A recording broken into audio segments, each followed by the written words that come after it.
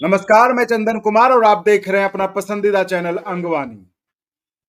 लगभग 1 महीना हो चुका है जब मुख्यमंत्री बिहार के मुख्यमंत्री नीतीश कुमार ने विधानसभा में घोषणा किया था कि अब स्कूलों की टाइमिंग्स जो है 10 से 4 हो जाएंगे। शिक्षक 15 मिनट पहले यानी 9:45 पर आएंगे और 15 मिनट बाद यानी 4:15 तक घर चले जाएंगे। लेकिन 1 महीना हो चुका और अभी तक इस बात को लेकर शासन का जो आदेश होता है, जो शिक्षा विभाग की तरफ से आदेश जारी होना चाहिए था, वो अब तक जारी नहीं हुआ है। तो इस पर जानकारी हम प्राप्त करते हैं कानूनी मामलों के जानकार और सुप्रीम कोर्ट के वकील उमेश शर्मा जी से। उमेश जी, स्वागत है अंगवानी पर आपका। उमेश जी, जी 1 महीने करीबन हो चुके हैं जब बिहार के मुख्यमंत्री ने विधानसभा में घोषणा किया था कि शिक्षकों के स्कूल की टाइमिंग अब जो है 10 से 4 होगी और उसके 15 मिनट पहले और 15 मिनट बाद वो स्कूल आएंगे और स्कूल से जा सकेंगे। अब देखिए, 1 महीना हो गया, विधानसभा में मुख्यमंत्री ने घोषणा किया है। शिक्षकों को इस बात का बेसब्री से इंतजार है। शिक्षक हर रोज इंतजार करते हैं कि आज आदेश जारी होगा, आज आदेश जारी होगा, लेकिन अब तक आदेश जारी नहीं हो पाया। इसमें कानूनी प्रावधान या संविधान की तरफ से तो लगता है कि मुख्यमंत्री ने कह दिया विधानसभा में तो उनका आदेश सर्वमान्य है। तो क्या कहता है संविधान, क्या कानूनी प्रोविजंस क्या कहते हैं? क्या मुख्यमंत्री के कहने को इस तरह से कोई टाला जा सकता है, मतलब अनचाहे समय के लिए? देखिए, इसके लिए हमको थोड़ा समझना होगा कि ये क्या व्यवस्था है और 2-3 शब्द हैं उनको गौर से समझना होगा। एक तो होता है शासन आदेश और एक होता है प्रशासन आदेश और एक होता है आदेश।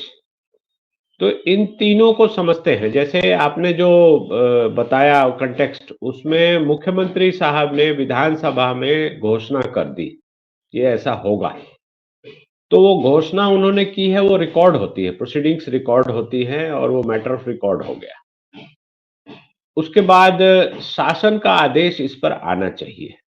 शासन का आदेश या तो जनरल एडमिनिस्ट्रेशन डिपार्टमेंट दे सकता है या मुख्यमंत्री का ये निर्देश, अगर वो निर्देश करे कि उस विभाग के जो अध्यक्ष है वो दे, तो जनरल एडमिनिस्ट्रेशन से या जो संबंधित विभाग है उसके द्वारा आदेश किया जाएगा। वो एक पब्लिश होता है, गजट में नोटिफाई होता है, शासन आदेश हो गया वो। तो अब उमेश जी, शासन मतलब आदेश ये अच्छा, तो मतलब तो आपको मैं रोकना चाहूंगा। तो इसका क्या मतलब है? हाँ, क्या अगर शिक्षा विभाग, जिस विभाग से चूंकि ये जुड़ा हुआ मामला है, अगर शिक्षा विभाग ये आदेश जारी नहीं करता है तो सामान्य प्रशासन विभाग खुद भी, जनरल एडमिनिस्ट्रेशन भी खुद भी ये आदेश जारी कर सकता है? ये मुख्यमंत्री के निर्देश पर होगा। अच्छा जी, आप बातें पूरी, यानी कि अब या हो तो सक हाँ, मुख्यमंत्री हाँ, की तरफ से निर्देश जारी नहीं हुआ है, तभी तो हो कोई नहीं सकता जारी है। किया।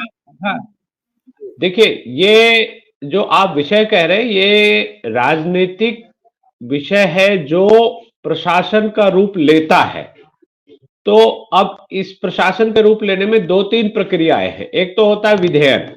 अगर असेंबली में कोई बिल इंट्रोड्यूस हुआ, कोई स्कीम इंट्रोड्यूस हुई, तो बिल पास हो गया, वो विधेयन की प्रक्रिया हो गई। बिल पास हो गया तो सबका कानूनी अधिकार हो गया। अब ये देखना होगा कि कोई भी बिल हमारा जो संविधान है उसके विरुद्ध नहीं हो सकता, उसके किसी भी धारा के किसी भी अनुच्छेद के विरुद्ध नहीं हो सकता। लेकिन यहाँ तो ऐसा हुआ नहीं है। यहाँ इन्होंने फ्लोर पर बोला है तो ये शासन आदेश का रूप लेगा। अब वो रूप मुख्यमंत्री महोदय किस तरह से देना चाहते हैं, या तो वो उस संबंधित विभाग का शासन आदेश निकाले या जनरल एडमिनिस्ट्रेशन का शासन आदेश निकाले, दोनों तरह से वो कर सकते हैं। वो उनका उनका चॉइस है और उस शासन आदेश को मानने के लिए बाध्य हैं सारे लोग, सारे जो उस वो शासन आदेश हो गया, उसके बाद प्रशासन उसको मानने के लिए बाध्य है। अब उसको इम्प्लीमेंट करने के लिए, उसको क्लैरिफाई करने के लिए, या उसमें कोई दुविधा है, कुछ है, तो उसके लिए शासन आदेश भी निकाले जा सकते हैं या प्रशासन आदेश आदेश निकाला जा सकता है।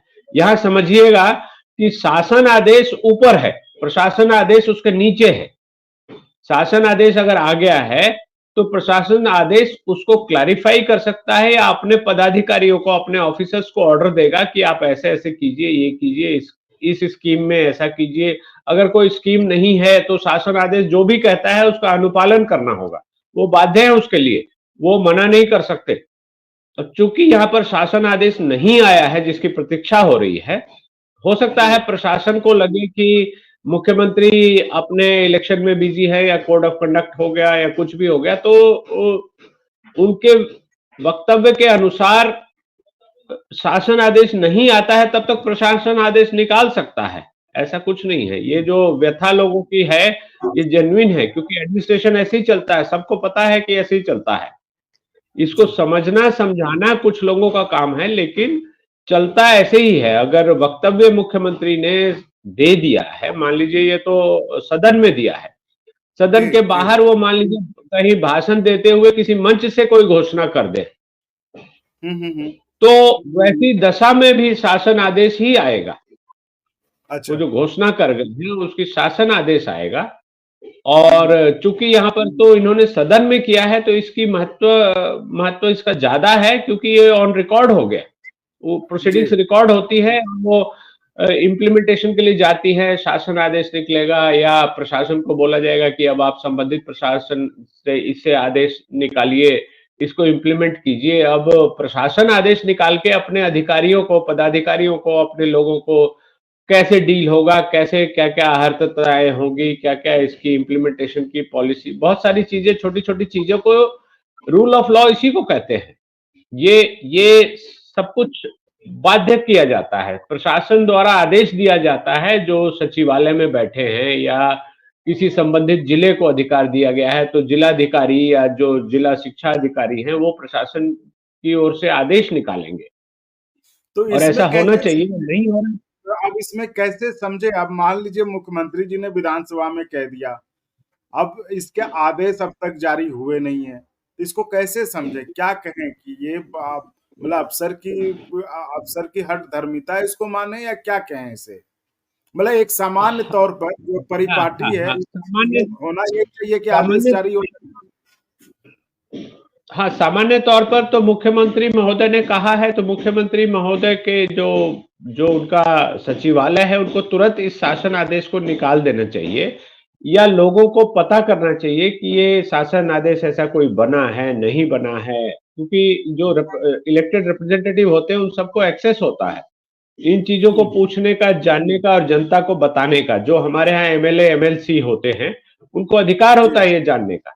तो वो बता सकते हैं कि शासन आदेश की कोई फाइल चली है, उस पर नोट लिखा जाएगा, उसकी प्रक्रिया है, उसका लीगल डिपार्टमेंट से वेटिंग होगी, वो संविधान के अनुसार होना चाहिए, पॉलिसीज के हिसाब से होना चाहिए, कंट्राडिक्टरी नहीं होना चाहिए। तो वो सारी प्रक्रिया चल रही है, प्रक्रिया शुरू कराई गई है, या प्रक्रिया को कोई पदाधिकारी या कोई ऑफिसर रोक के बैठा है, और नहीं, जी। अगर ऐसा हो रहा है और कोई रोक के बैठा है, तो वैसी दशा में क्या आदेश दिया जाएगा, क्या किया जाना चाहिए। तो ये लोगों को जान लेना चाहिए। अगर कोई कोई पदाधिकारी, कोई ऑफिसर, जैसे सेक्रेटरी होते हैं डिपार्टमेंट के, वो रोक कर भी बैठ जाते हैं, फाइल को उलझा देते हैं, क्लैरिफिकेशन मांगना शुरू कर देते हैं, डिस्ट्रिक्ट से इंफॉर्मेशन मंगाना शुरू कर देते हैं, लीगल में भेज देते हैं, वेटिंग कराने भेज देते हैं, दाएं बाएं की बहुत सारी जटिल प्रक्रिया है। इसमें और यही मामला लग रहा है कि जो अपर सचिव हैं, वो अब मुख्यमंत्री जी का आदेश हो गया, उसका शिक्षा मंत्री ने भी क्लेरिफाई कर दिया, सबके क्लेरिफाई करने के बाद भी ये आदेश जो है अपर शिक्षा सचिव जो है के पाठक जी, उनके स्तर पे ही रोका हुआ लग रहा है मामला। तो इसमें मतलब अब हमें ये लगता है कि संवैधानिक प्रक्रिया क्या कहती है कि आदेश जो जारी नहीं हो रहा है, तो इसके लिए क्या कर सकते हैं हम? देखिए, इसके लिए इसमें दो दो पहलू है। पहले मैं ये बता दूं कि उन्होंने अगर रोका हुआ है तो वो रोक नहीं सकते। पहली बात, वो उसको डिले कर सकते हैं, उलझा सकते हैं, रोक नहीं सकते, क्योंकि वो जनता के सेवक है, पब्लिक सर्वेंट है। अच्छा। तो जो शासन का आदेश आया उसका अनुपालन करना उनका दायित्व है। वो कोई मालिक या राजा नहीं है। जो चुने हुए रिप्रेजेंटेटिव ने असेंबली में जो चीज बोला, मुख्यमंत्री ने यहाँ बोला है, तो शासन आदेश का रूप ले लेगा या लेने से पहले अब दायित्व तो उनका है कि वो उससे बाध्य है, वो उसके नीचे हैं, उसका अनुपालन करना, करवाना, सुनिश्चित करना ये उनका दायित्व है, उनका ये सर्विस का, ये जो हम कहते हैं पब्लिक सर्वेंट है, तो ये पब्लिक की सेवा यही तो हुई। आपको शासन आदेश दिया गया, अब उसकी आप पब्लिक सर्वेंट है। ये बात अलग है कि बहुत सारे विभागों में या जो जनरल ब्यूरोक्रेसी हमारी है, तो ब्यूरोक्रेसी को ऐसा लगता है जैसे वो राजा हैं या फ्यूडल लॉर्ड्स हैं या क्या हैं। तो ये एक है, बिहार में थोड़ा सा ज्यादा है, लोगों को लगता है कि बड़े साहब हैं तो वो तो लॉर्ड हैं, वो उनके मर्जी में नहीं आएगा तो वो नहीं करेंगे, लेकिन ये ऐसा कर नहीं सकते, वो पब्लिक सर्वेंट है। अगर असेंबली में इस चीज को बोला गया तो उनको मानना पड़ेगा, उनको इसका दिशा निर्देश इशू करना पड़ेगा। शासन आदेश आ जाए तब भी, ना आए तब भी, प्रशासनिक रूप से वो इसको टाल सकते हैं, इधर उधर की बातें कर सकते हैं, उलझा सकते हैं, लेकिन वो बाध्य है इससे, ये मानकर चलना पड़ेगा। और इससे बचने का कोई उपाय उनके पास नहीं है, वो कोई लॉर्ड नहीं है, मुख्यमंत्री से ऊपर नहीं है, पहली बात। दूसरी बात जो आपने पूछा कि इसको लागू कराने के लिए क्या किया जा सकता है, जी। तो इसको लागू, चूंकि ये शासन ने ये वक्तव्य दिया है, जो मुख्यमंत्री महोदय ने वक्तव्य दिया है जो शासन आदेश का रूप लेगा, तो उसके लिए मैंडमस, आप हाई कोर्ट में कोई भी जाकर मैंडमस मांग सकता है कि इसको शासन आदेश निकाला जाए या निकाला गया है या ऐसा हुआ है तो इसका इम्प्लीमेंट किया जाए, ये मेरा अधिकार हो गया, लीगल राइट बन गया, जो जो अफेक्टेड लोग हैं उनका, जो जैसे आप जो सवाल पूछ रहे हैं उसमें शिक्षकों का ये कानूनी अधिकार बन गया। वो अगर हाई कोर्ट चले जाए कि इसको इम्प्लीमेंट किया जाए तो इम्प्लीमेंट करना पड़ेगा। ये बात अलग है कि अच्छा, आप ये बहुत महत्वपूर्ण जानकारी दे रहे हैं कि अगर इस तरह का आदेश, अगर शिक्षकों को इस आदेश का इंतजार है और शिक्षक चाहते हैं कि आदेश जल्द से जल्द लागू हो, तो अब चूंकि पाठक जी के स्तर पर यह आदेश जारी नहीं हो रहा है, तो शिक्षकों के पास एक रास्ता बचा है कि वो हाईकोर्ट में जाकर गुहार लगा सके कि चूंकि मुख्यमंत्री ने विधानसभा में घोषणा कर दिया है, तो इस आदेश की तामील की जाए, तामील करने का आदेश दिया जाए। अच्छा, तो एक रास्ता आप ये बता रहे हैं कि अब जो अगर ऐसा नहीं हो रहा तो ये हम कर सकते हैं। ये मैं देखिए, जैसे ही शासन ने ये घोषणा की तो वो मेरा मेरा मतलब शिक्षकों का या जनता का अधिकार बन गया। अब वो अधिकार बन गया तो उस अधिकार को इम्प्लीमेंट कराने के लिए, अनुपालन कराने हेतु, अधिकारों का अनुपालन अगर शासन या प्रशासन नहीं कर रहा तो वहां पर कोर्ट है, वॉचडॉग है, कोर्ट वहां मैंडमस इशू करेगी और कहेगी कि आप इसका अनुपालन करें। कोई अथॉरिटी अगर इनएक्टिव है, काम नहीं कर रही, जो उसका दायित्व है, जो उसकी ड्यूटी है वो परफॉर्म नहीं कर रही, तो वहां रिट ऑफ मैंडमस होती है। हाई कोर्ट को पावर है, सुप्रीम कोर्ट को भी पावर है। चूंकि ये राज्य विशेष का है इसलिए यहाँ के हाई कोर्ट को ही पावर इसमें ज्यादा है। अगर कोई चाहे तो सुप्रीम कोर्ट जा सकते हैं, लेकिन सुप्रीम कोर्ट भी कहेगी कि आप हाई कोर्ट जाकर वहां कहिए, एक जुडिशियल डिसिप्लिन का मामला है, तो आपका ये अधिकार हो गया तो आप हाईकोर्ट शिक्षक लोग जा सकते हैं। ये बात अलग है कि चूंकि नौकरी की बात है और आप टारगेट में आ जाते हैं और आपको तंग किया जा सकता है, चूंकि ये संविदा की नौकरी है तो आपका संविदा खत्म किया जा सकता है, बहुत सारे दाव पेच होते हैं, तो जनरली लोग लड़ना नहीं चाहते, फिर उसमें खर्चे इन्वॉल्व है, बहुत सारी चीजें हैं। तो लेकिन ये मेरे हिसाब से ये कानूनी अधिकार बन चुका है और इससे किसी शिक्षक को वंचित नहीं किया जा सकता। शासन आदेश निकले, प्रशासन आदेश निकले, जब तक निकले तब निकले, लेकिन उसके पहले भी कोर्ट जाकर आप इसको इन्फोर्स करा सकते हैं, मेरा ऐसा मानना है।